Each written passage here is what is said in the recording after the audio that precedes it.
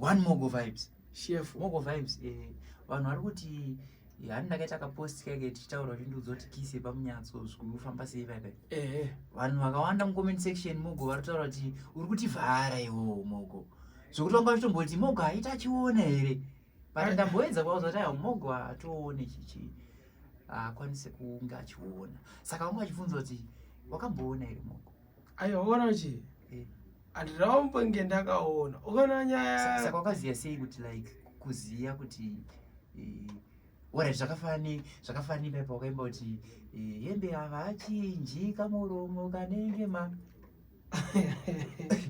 wakanga umaona here kuti akada kuita kunge akafanana nemuromo? Uona zvazvinoita. Inini ndakaangoridza muridzo handiti ndaisatomboreva chino Mogo hatisafaniki Mogo. Ndaisatomboreva kana chino kana ka one. Mogo ndinoisa pamunoda. Like uona, take for an example. Yekolabhuri rataita pandaimba kuti aiwa mira zvikolabho vachanzwa waiziya but chakanda vachanonzwa vega mukolabho vachanonzwa vega.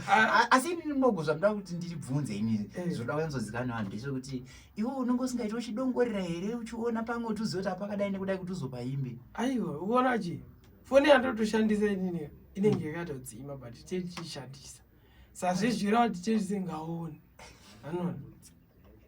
Alright Mogo, it's okay. Undinyebera zvako ndikuziya. Andinokutaurira. Aiwa Mogo. Ndotokushandisira kakadzima kuti uone kuti wasunyebera. Mogo, aiwa, it's okay. Asi ndikutaura kuti Mogo, pamwe pacho uri kutinyebera Mogo.